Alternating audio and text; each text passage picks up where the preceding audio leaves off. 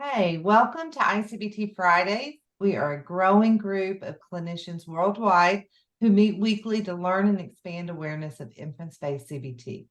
I'm Margaret McCall, and I'm one of the co-facilitators of this group, along with Mary Husbrough and Sylvie Levine. Today's presentation is by Kristina Orlova, who will be sharing with us how she's adapted inference-based CBT into an intensive outpatient setting.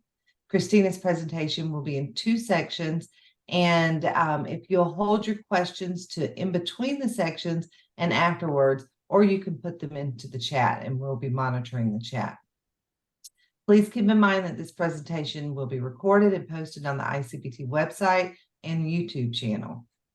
Kristina is the host of Whisper Podcast, owner of Core Results Private Practice, and the creator of Online OCD Academy and the OCD CBT based journal. So I'm going to let Kristina take over from here.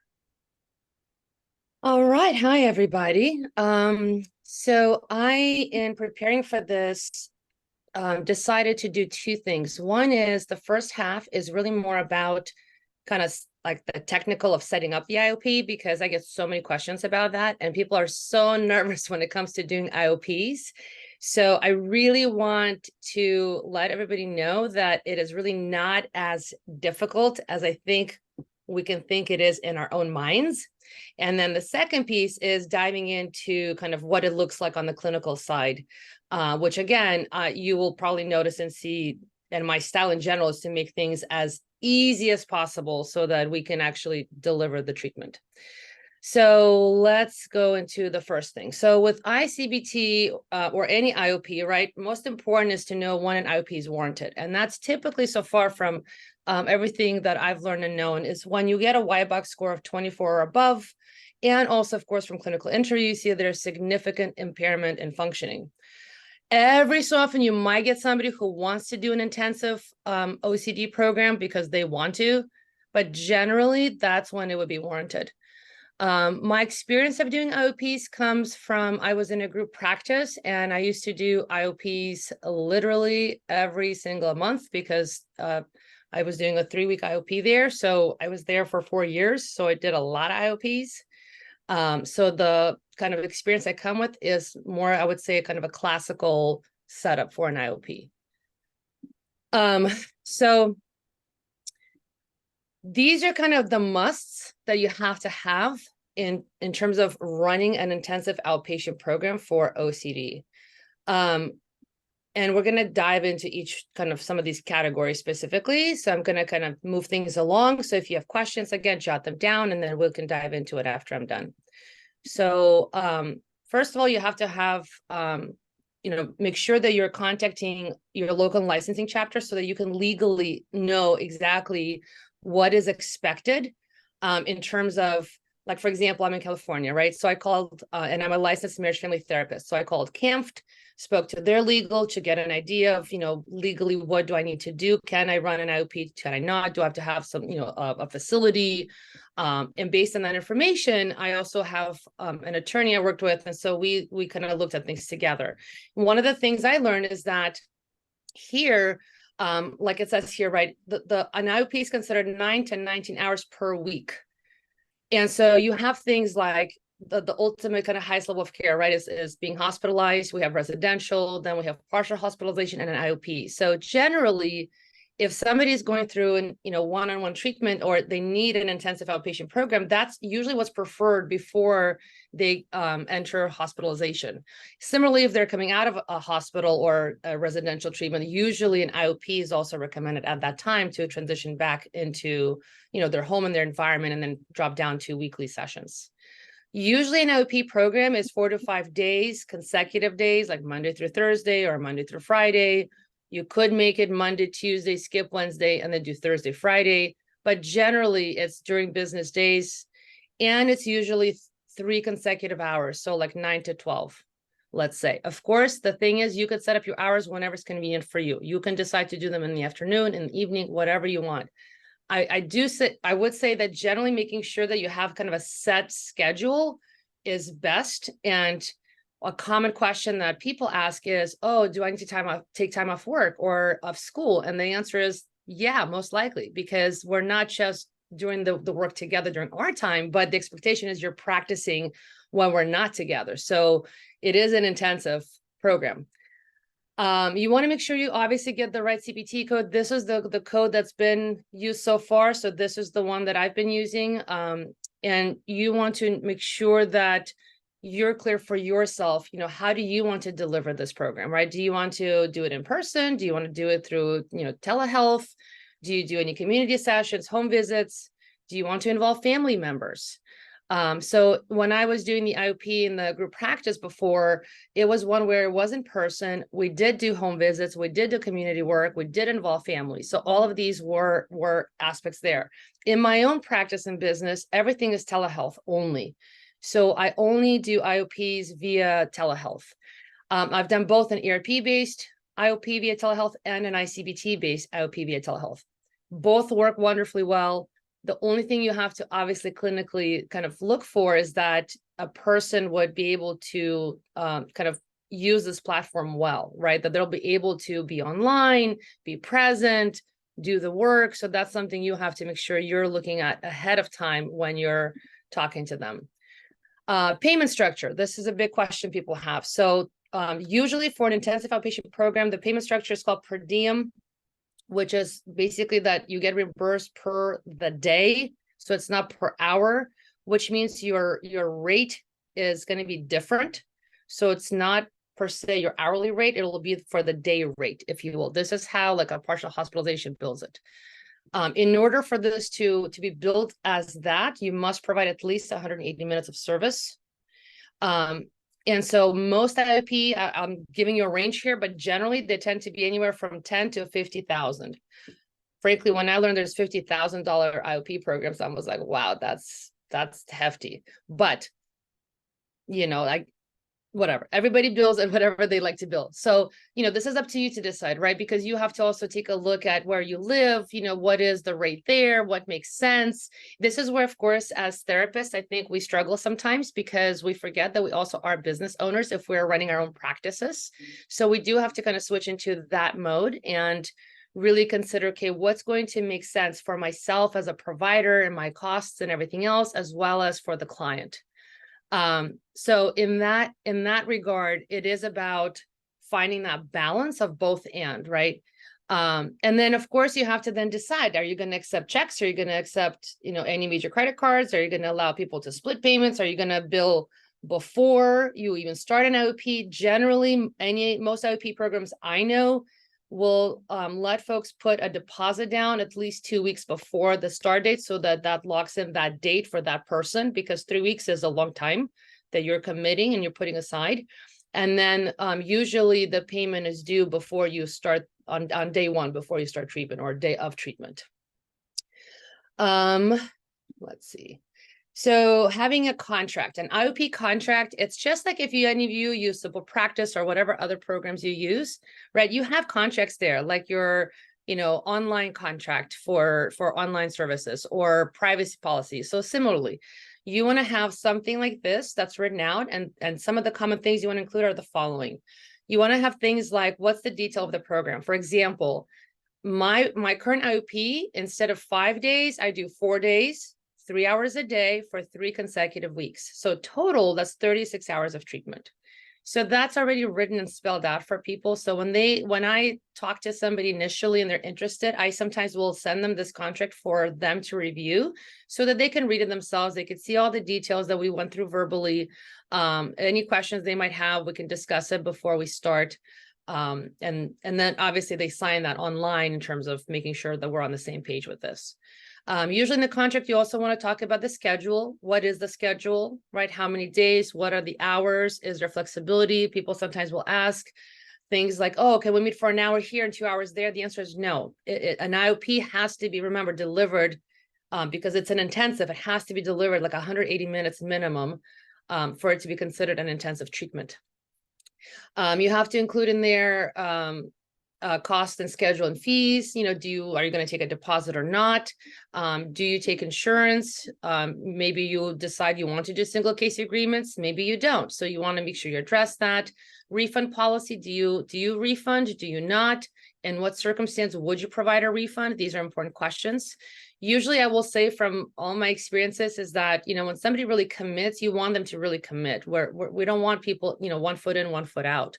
There really would have to be, really a special circumstance under which a person, would not complete an intensive and potentially have a refund. Typically what I see people do is more like if for some reason you are not completing the program, well, that's now what you have with your company. And then you can now allocate it for, let's say, weekly sessions if they want. Again, this is up to your discretion as a private practice provider. And then you do want to talk about, client responsibility and grounds for discharge. And this is important because sometimes, not all the time, but at least in the group practice, I did have a client who essentially when coming in, I think one time came under the influence. And so we had to discuss that and say that, this as a one time here now, we'll kind of let this be. But if this ever happens again during our time, we're going to completely stop the treatment. So you have to have that clearly spelled out for people so they know what to expect. When you're setting everything up, you want to make sure that in your electronic health record system, you have all your codes, your fees, everything's already there. You know how to use it, you know how to charge, because this is also where things can get a little technical and people get nervous. With Simple Practice, for example, I definitely had a couple little glitches, but they were wonderful. I mean, I emailed them, they emailed me back, and then we figured things out pretty quickly. And then you do want to do an initial complimentary evaluation. Usually if somebody's reaching out to me for an IOP, I do give them a 30-minute free consultation because we want to make sure that this would be a good fit, right? We want to ask those questions out the gate. Also get their prior treatment history, how is their OCD manifesting? And then at least in this case, we discussed like, okay, we could do ERP with some ACT, or we could do I-CBT. What's the difference? Which route would you like to go? And then you can decide if somebody already has clinical information they're coming with, you can get a release and get that from them in terms of, that they have an assessment, diagnosis, et cetera. Or you might decide for yourself that you're going to do 1 or 2 sessions of that initial assessment before you would recommend an IOP, just to make sure. Generally, I will say when people reach out for an IOP, they're very clear that they want an IOP, they're ready, or a provider has referred them and said that they need an intensive. I would say you definitely want to make sure you do at least 1 assessment so that you're getting that Y box, you're getting that clinical interview so that you have clear information that in fact the IOP is warranted. And then lastly, for your program to be successful, marketing, right? This is a piece that I think a lot of people get a little shy around. But I will say marketing is pretty huge, right? You want to make sure that you are connecting with local providers or other hospitals that are in your area so they know about you and that you offer this treatment. You want to make sure your website, check its health. Is it ranking on Google? Because think about it, where would your client come from? If somebody's going through something really intense with their OCD, what's the first place they go to when they're looking for treatment, right? It's not usually YouTube. It's going to be Google. So you want to make sure you are actually showing up there. If you do use social media, what are your strategies? Are you discussing the fact that you have this? I think sometimes I'll say for myself, definitely, I've caught myself in this process that I've had to learn. Look, I know in my head, right, what exists. I know, well, I mentioned it over there and it's on my website there, but I have to remember, well, that's great for me, but the general public has no idea, right? Even though I've said it once or twice, it's kind of fascinating the amount of times you have to repeat things. And that was definitely a growth edge for me because I did not realize how many times you have to essentially say the same thing in different ways. So as I mentioned, SEO rich website. You do want to check on your website's health because Google does change its algorithm. So like every 3 months or so, I generally touch base on mine and check everything. And sometimes we need to adjust things. You want to kind of look at, do you want to run paid ads to kind of drive traffic towards the IOP page so that people can see that you have that as an option, as a service? And then, of course, have you been a guest on any podcasts or any other shows where you get to discuss the program and kind of what you're doing? So this is maybe a lot of info. Maybe this was actually, people already know this information. I don't know, but I'm going to pause here for now. And this is a great place to dive into this technical side of things. So any questions anybody has, feel free. With your IOP, how many people do you have in your IOP at a time? And is it a closed IOP or open IOP? Great question. So it's only one person at a time. It is closed. So I let people know we're going to deep dive together and be best friends for 3 weeks.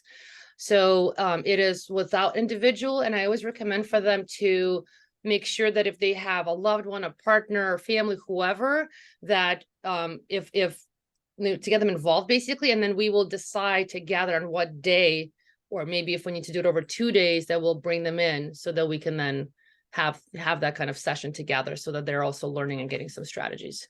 So we really are targeting that individual. There's no group, there's nothing else, where it's very focused. Awesome. This is phenomenal. Thank you. Sure. This Yes, is really Bruce. Yeah, I have a question. Oh, go ahead, Margaret. Oh, sorry. Angie is posted in the chat. Do you provide one-to-one consultation on IOP creation? Are you a consultant? Oh yeah. Yes. Go ahead. Okay. Yeah. Well, here's an obvious question. So is this an IOP just for OCD? Yes. Right. Yeah. So my practice, I specialize in OCD and anxiety disorders, but I will say basically, I used to say 95, but I think I'm lying. Basically 99% of my practice is all OCD, all variations, iterations of OCD. I think I have one person with generalized anxiety. Okay. That's just how it happens. So yeah, the intent again. So here's the beautiful thing about an IOP. You can design an IOP with the same structure, but instead of OCD, you can make it an IOP for depression.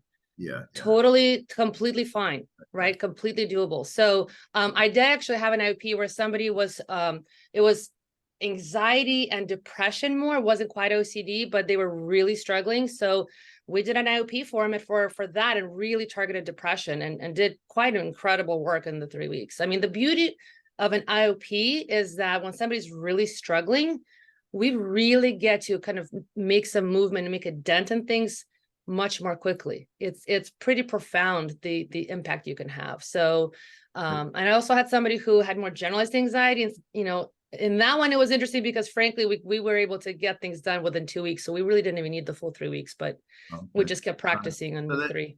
Is this the business stuff first, and you can talk about the clinical stuff later? I'd like to. Yep, clinical is the second part. Wait. Okay. Okay. Do you have any interaction between members of the, or just individual treatment? Is there like any kind of group support where they meet together as a group at all? No, like I said, when I do an intensive outpatient program, it is for that one individual. There's no group work like that. So we really are focusing with that one person. Thank you. Mm-hmm. Kristina, just to build on his question, I'm thinking, how would I do an IOP? I have a set number of clients that I see. You must have to really adjust your schedule to manage individual people you see once a week versus when you have that week when you're doing all of that intensive treatment.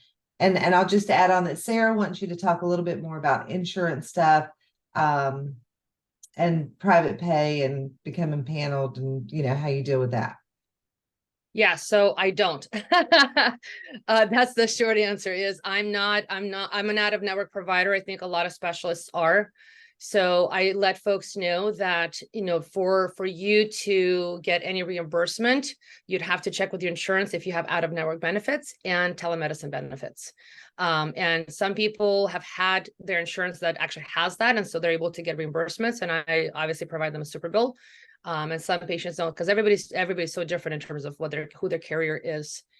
So that's how that's handled. What was the first part? I'm sorry. The schedule. Yeah, just how do you manage that? I guess. Yeah.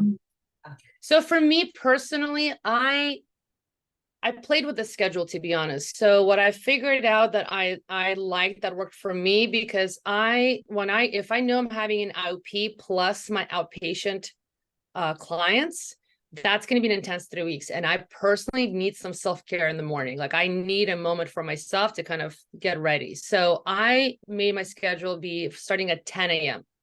So from 10 to 1 is the IOP slot on Monday through Thursday. And then from 1 onwards On 3 of those days is when I see outpatient clients. So on days when I have an IOP, also sometimes what I would do sometimes is adjust so that I can give myself like, because I offer also sometimes 30-minute sessions for clients, because not all people with OCD need the full session. Some really just need something a little more quick.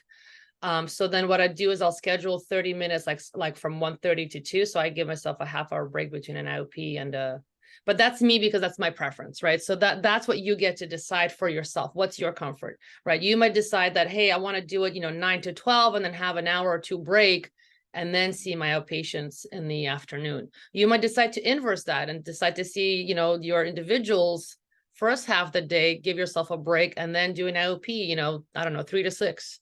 So that's something you get to literally, that's the beauty of this, is you can set it up the way it would work for you first, right? Because here's the thing, clients are always going to obviously ask for their preference, but you need to make sure you take care of yourself first, because you're ultimately the provider. You're going to be the one carrying them through this whole experience. So it has to work for you. Kristina, do you typically have an IOP running every day of every week then, or do you do like, you do an IOP quarterly? Like how do you do it? Again, that's out to your discretion how you want, right? So right now, I'm not putting much marketing. I've not been putting marketing efforts onto my IOP. So I've actually pulled back from them. How I used to be, like in the group practice, for example, was every month, literally. So 3 weeks on IOP and outpatient, and then a week without an IOP, and then the next month and the next month. And it was like that every month. And I kind of enjoyed it. It was fine. One time in the very beginning, I did 2 IOPs back to back, and that's intense. So I would not recommend that. But generally, yeah, I would do them monthly and then you take a break. Right now, my practice, I'm not marketing it. So when I have one, I'll adjust the schedule a little bit. But right now, I do them like I did I-CBT. I did a couple I-CBT IOPs at this point, maybe 3 months ago. So just like that, if I feel like, if I wanted to, I guess, market this more than or do more of them, I would kind of increase it. But I've done so many IOPs at this point that I'm not necessarily driven in terms of, making sure I have one every other, but you could do it quarterly if you want. You could do it every other month. You could do it however you like. For me right now, there's no set kind of schedule. And then, of course, too, work with your schedule, right? So you might notice if somebody wants to do it, but you have something going on, then you can say, well, the start date is going to be then, the week after that, of course, right? And then if you're looking ahead and there's holidays or things coming up or something else, make sure you do discuss that with your clients so that you're all clear about how you're going to manage that. Or maybe you're going to do a makeup day, right? If something falls on a certain day, you might say, okay, instead of that day, then we'll do makeup on a Friday. Or if you're willing to, you can do a makeup on a Saturday. Just because, life sometimes happens. Mm-hmm. I think the rest of the questions in the chat are treatment oriented, so we'll just save those. Somebody asked if they can get slides. This is going to be posted, but they asked if they could get your slides, if you would be willing to share those. Oh yeah, of course, sure, no problem. Yeah.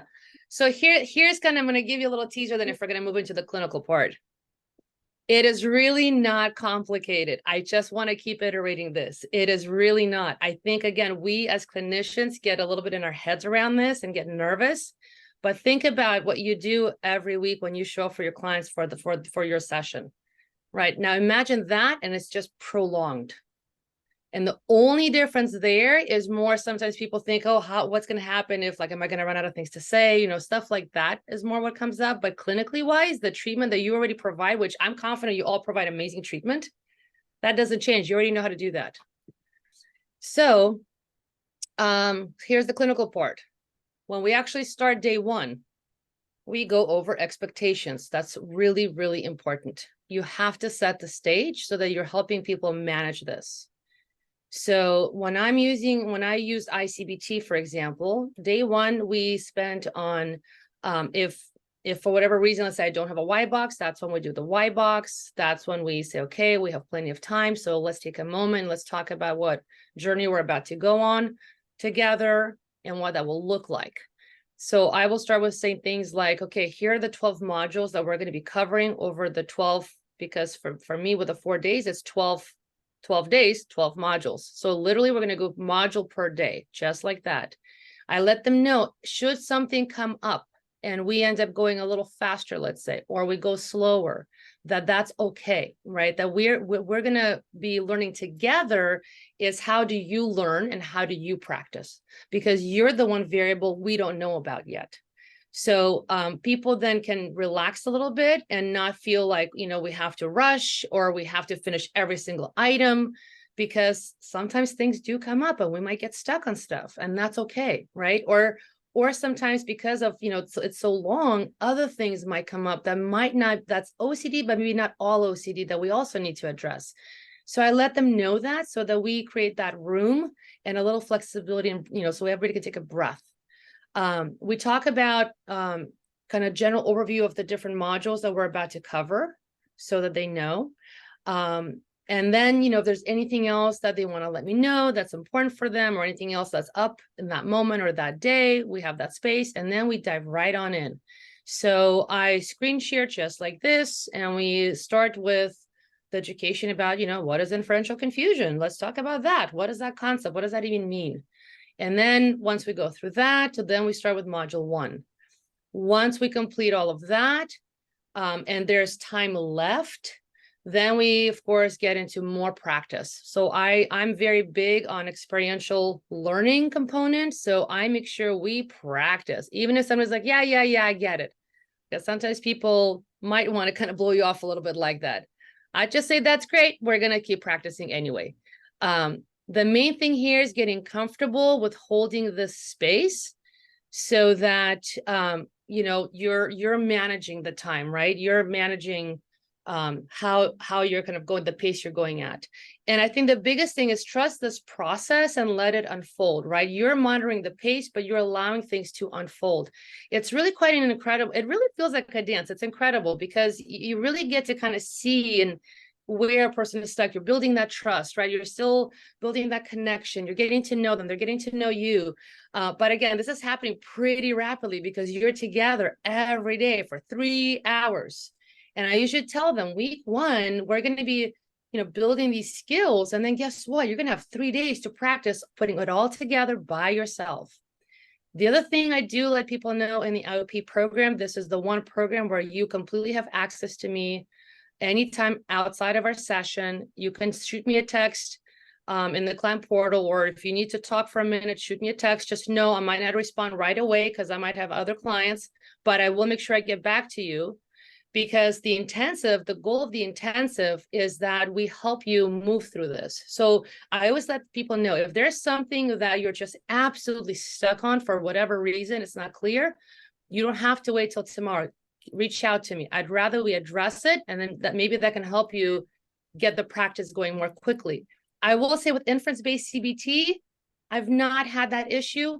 It's kind of a beautiful treatment modality in that, when you're screen sharing and you're covering the concepts, it's written right there for you, right? You have a lot of examples people walk through. You give them the worksheets they can read on their own. I mean, there's so much information that you're so supported that generally people just do just fine. There's no issue with that. Once I said that structure for day 1, that is the structure we follow every day after. So every day after, first thing we do is we do a check-in.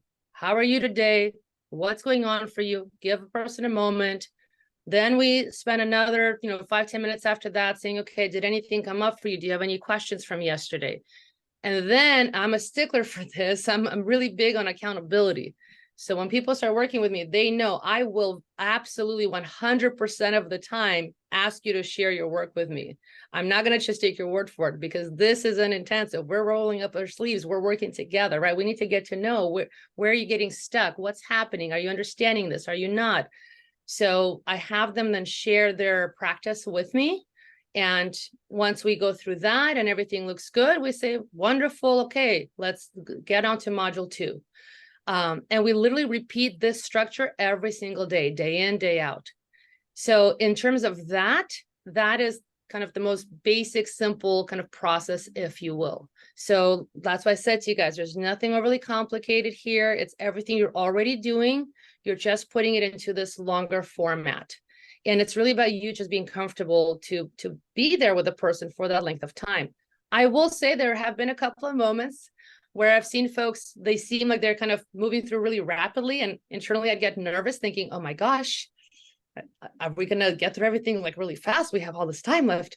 And then I force myself to slow down and kind of say, well, let's have you teach me then. Since you said you've got this, then you teach me, pretend I don't know. And then interestingly enough, you start to see, oh, they kind of got the concept, but not fully able to really put it in practice. So then we dive into doing more practice.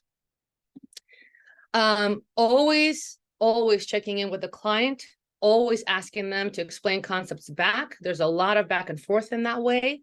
And as I said, there's a lot of practice. That's really the beauty of an intensive program, is that we get a lot of time to really deep dive together. And I get to watch and see how you're doing it, so that then I can give you live input immediately, right? We can immediately pause and address, any issue that might be coming up.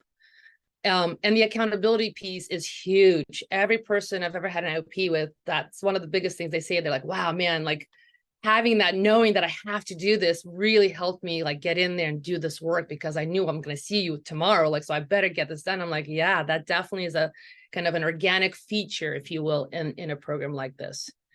So this is the common question that I get from people. If there's a lot of time left, what do you do? So I kind of alluded to this, but I do want to address it again, that as clinicians, it is up to our clinical judgment to see if the client is ready to move on or not.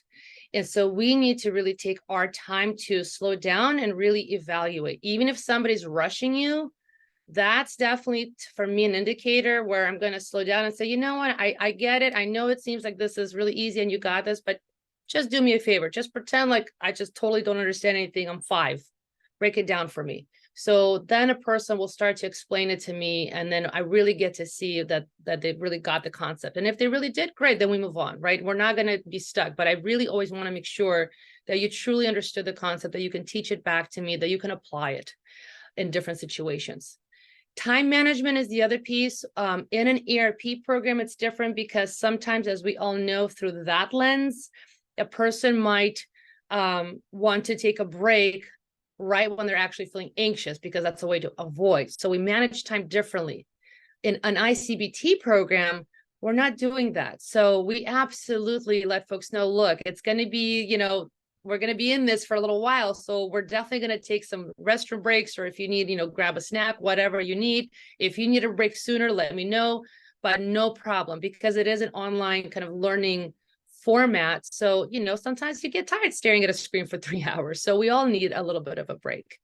And again, like I said, don't let a client rush you, and also do not be afraid to push. Sometimes I've had to do either or, right? And that's the beauty of this program, is when you're with somebody for this long, you're really getting to connect and feel that person out. You're getting to understand their pacing. You're getting to understand how they're understanding things. So you can see where you might need to push them a little bit more, or where you're going to help them slow down a little bit more. And that's actually it for the clinical part. As I mentioned, it is really not overly complicated. I will say the very last module 12, when we get to that, if we've actually gone through all the modules, we talk about, of course, relapse prevention. Sometimes with folks, they might be interested in doing aftercare, which means that they would step down from an intensive and maybe meet with you once a week. The other thing is you're going to, again, with your clinical judgment, you're going to evaluate where you are at the end of the program. It really is a clinical journey you're going on together, and you get to see how far you're going to get.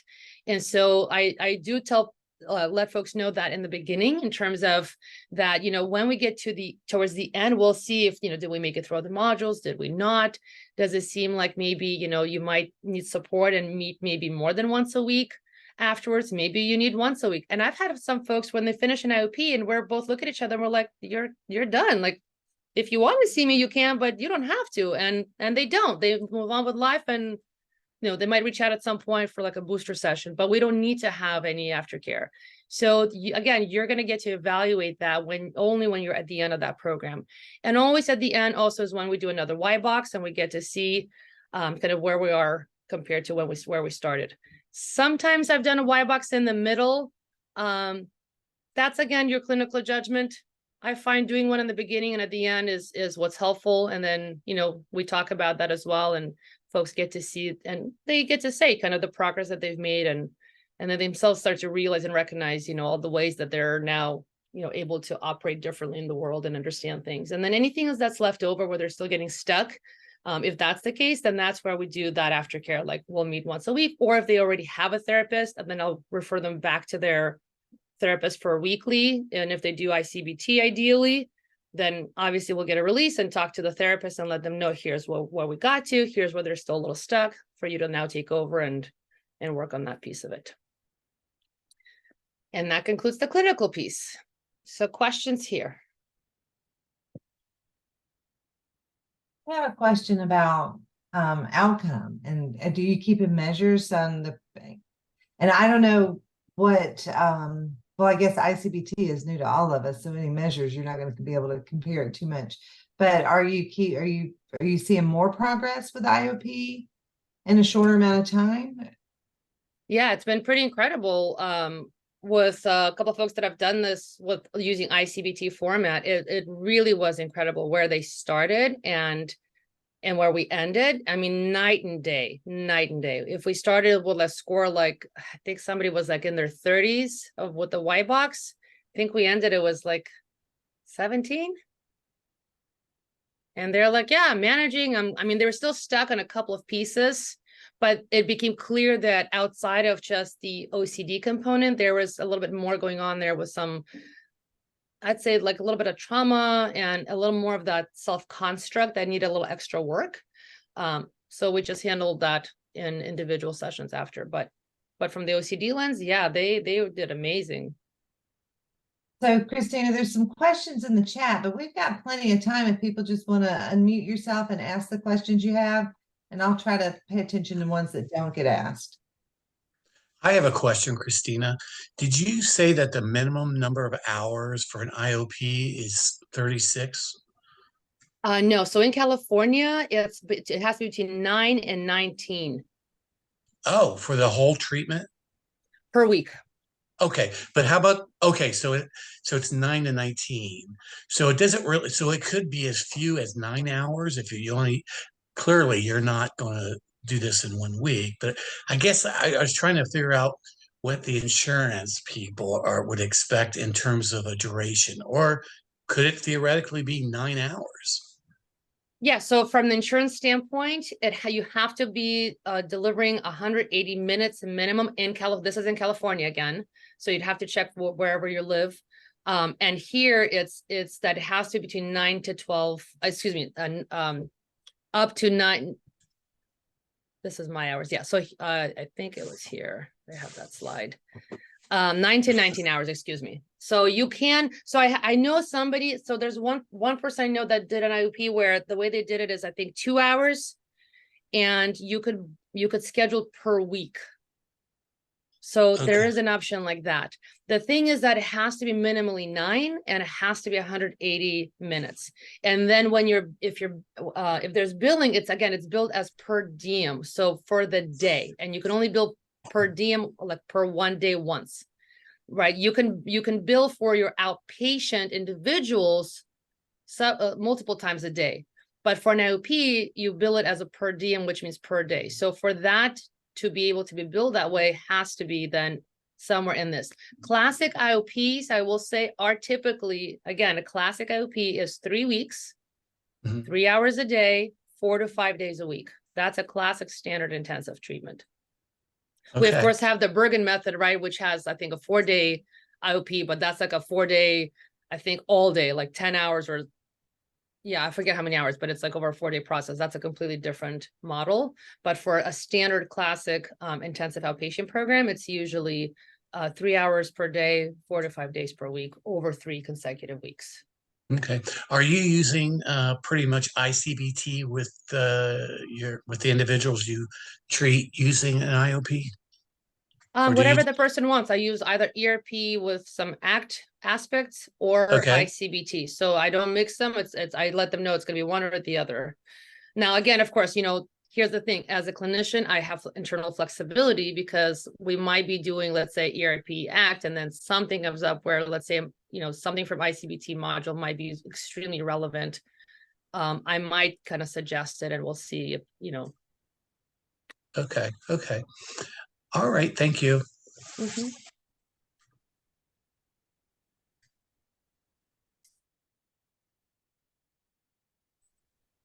Kristina, how do you deal with med management in the sense of, sometimes people just cannot engage in treatment until there's a med adjustment and you don't figure it out, until a little bit in? What happens in that case? And then we also know that it takes a little bit of time for the meds to kick in. How do you deal with that?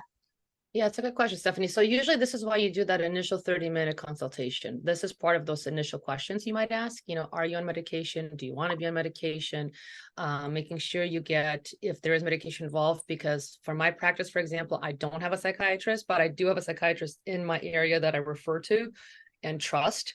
So if they don't have one, I'll refer to that person, or if they have one already, I'll let them know, in advance if I can have that release so I can connect with them and consult. Because an intensive program is intensive, it's financially also, obviously, it costs. So, I will do that due diligence in advance if something like that really seems to be, could be a factor. And then generally, though, usually if people are coming for this style of treatment, so far, honestly, I haven't really had that come up and be a major issue. Okay, awesome. Thanks. Sure. Hey, Kristina. Hi. Hi. This is so helpful because this is, it's really what I've been doing, but I didn't realize that I could actually officially be an IOP and bill it that way. So I'm so excited to learn from you about this. Amazing. Yeah. And I had just a I guess, technical question. Do you do any sort of initial evaluation beyond that free 30-minute consultation before you jump into treatment? Yeah, so it depends on the client. So I've had some clients where, based on that 30-minute initial consultation, it's very clear to me that we're not quite sure yet. And I'll let them know that, what, let's hold off and let's make sure we do an assessment. And I usually require at least 1 to 2 sessions. Generally 2 is what I tell them. And then that way we can, I can administer all the different scales, we can have the clinical interview, and then I can really see, does this really seem like this would be a good fit for you? And so I do it that way. But I also have some clients where, they are very clear. It's a clear cut referral. They're like, let's go. So I don't hold people back per se. If I have all of that information available and it's relevant, it's recent, then we go right for it. Thank you. Yeah. Kristina, do you ever step your own just outpatient clients up to IOP if they're not making progress or if they want more intensive? And if so, what's that conversation like? I think that's happened. It doesn't happen as often, to be honest, because usually with my own clients, if we're doing the work, we're in that good clinical relationship, so we're managing that piece. If something comes up where they're not progressing, or we're stuck, it's not always per se because they need an IOP. It's usually other things that are going on. And just my style, even when I talk to people, as you can probably hear now, is I let them know, look, I'm going to be pretty honest, and we'll just have that conversation, because we need to address this. It has to make sense, right? And I tell them, I genuinely don't feel good to take payment and then have you show up and then we're not making any progress or we're not doing anything. So let's have that conversation, because this isn't like $5, this is an expense and it has to make sense for you. So then that's kind of a way to frame it. And then usually people, we'll get right into what's going on. Like, whether I'm, I really don't get the concept, or actually, I'm just so overwhelmed, or I'm stuck, or whatever it is. And I let them know, great, like that's helpful for me, because then I can problem solve with you, right? Then I'll know, what do we need to adjust? Do we need to break it down more? Do we need to make it a smaller piece? Do we need to, If you are finding you're having a hard time practicing between sessions, then let's make sure we practice during our time. If finances are becoming an issue, let's talk about, should we maybe move to every other week, or maybe do 30-minute sessions, but keep it to weekly. So I will work with people to do the best I can to meet them where they're at when things like that come up. Of course, when it's within, my range or my scope of what I can do from my side. And then of course I let them know, you need to meet me halfway, so what are you willing to commit to and do? And so we'll have that kind of conversation. Once in a while, if it seems like maybe a month or two ago, there was somebody in my practice where it was very clear that an IOP would really be the way to go. But also for that person, we had to talk about finances. That really wasn't an option. So again, we come back to managing expectations and understanding that, there's going to be a little bit of a struggle. Remember, we're not able to meet more frequently. So we have to kind of just hold that tension a little bit, that we're not going to be able to go as quickly, and that, you're going to do the best you can, of course, with doing things between sessions. That's really where the work happens, right? That's where you're going to learn. So those are ways that I'll discuss that.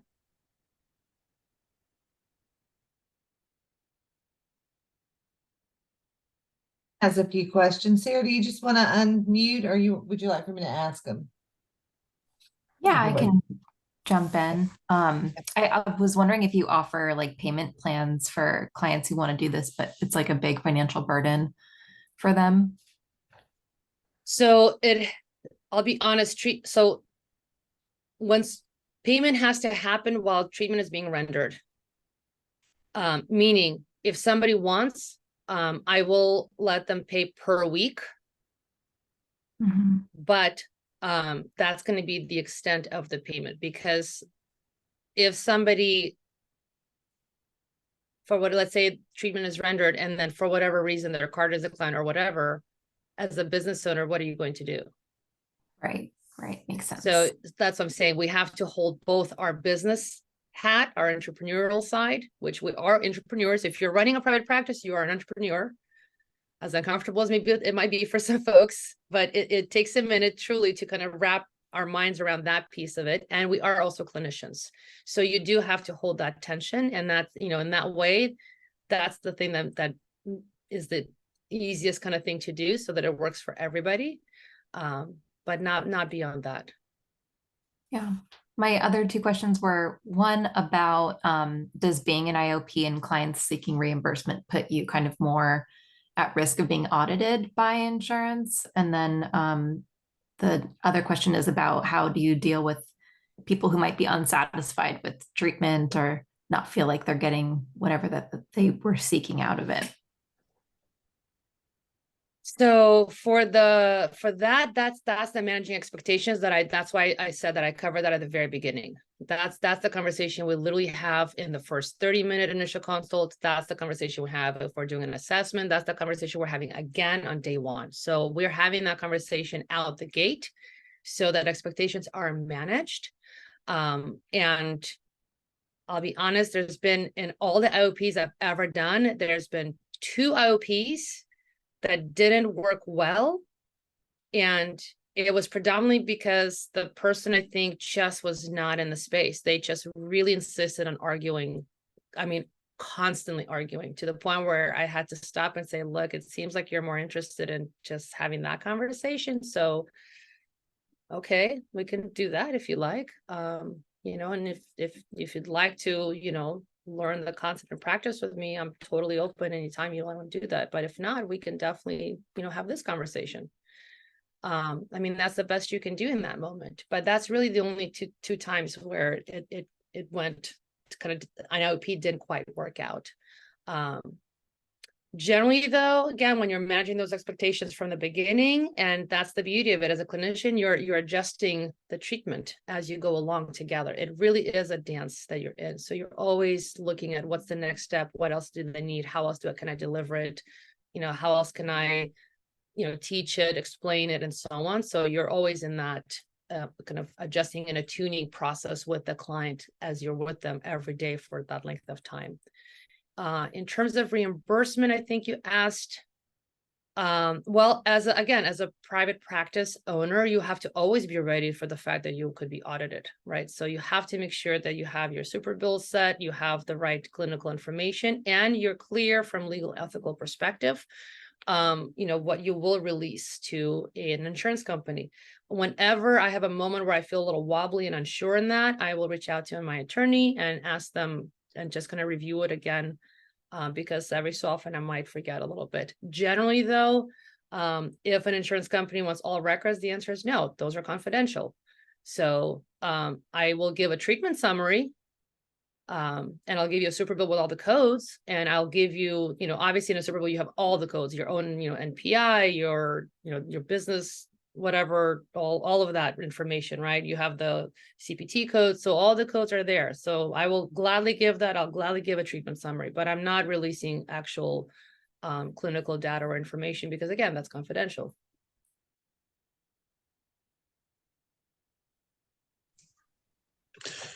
Kristina, can you tell me, and this is a ballpark, how many 3-hour sessions do you typically spend with somebody in an IOP? I don't think I understood the question. I'm sorry. Okay. How many total sessions do you spend typically with a client? This is guess work to some extent. Throughout the duration of treating them through an IOP. Does that make sense? Well, I think if you're asking when I'm with them literally the entire 3 hours for the 3 weeks, 4 days a week. Oh, okay. So is it typically, so it's 3 weeks long and it's going to be, did you say how many hours do you typically spend per week? So 3 hours per day, and I do 4 days per week. So literally just like 12. this, we will so we'll hop on like this on a secure, obviously, telemedicine call, literally every day for 4 days over a 3-week period, and we're together 3 hours every day. Okay, so it's 36 hours total for the generally speaking. It could be more than that, it might be less. So if I decided to do a 5-day IOP, then that would be Monday through Friday. But for myself, once I looked into this and saw that you could have a little bit of flexibility, I decided to do 4 days just because by day 4 I'm a little bit tired and I need a day. Okay, that makes sense. So that'd be 12 hours a week, and over 3 weeks, 36 hours. So correct. Okay, thank you. Sure. I have a question, Kristina, and a thought. I'm just thinking you must be crossing your fingers that you really like the clients that you see. I mean, aren't all our clients are fabulous, but that's a lot of time to spend with somebody you're, not vibing with. But you may have said this earlier on, but do you ever do groups, IOP groups, or is it all individual? No, I'll be honest. A lot of feedback I've gotten over the years doing IOPs is exactly that. People who seek IOP, they really are like, do you do an IOP group? And I say no, and they go, oh, thank goodness, because they really want and need that targeted treatment. So this is very targeted. It's, like I said, very much you and I are going to be becoming best friends with me and your OCD for 3 weeks. And you're right. Sometimes there are clients where we might not quite totally be, as you said, vibing or together, but that's on me as a clinician to make it work, right? That's my responsibility. So I figured, I kind of, like I said, through enough practice of doing these, I always find a way. And whether if either we find a way through maybe a little humor or maybe having them speak a little more and open up more, whatever it is that I need to adjust for myself to meet them and have them open up. And if they really don't want to, then we just really keep it kind of dry and really focused on just the work and going through the concepts. And then it becomes much more of that process. But generally, I really haven't had that. Usually by the end of the first week, where everybody's warmed up, everybody's comfortable, we deep dove into so many different things. I normalize stuff and let them know this is completely not nuts. I get it.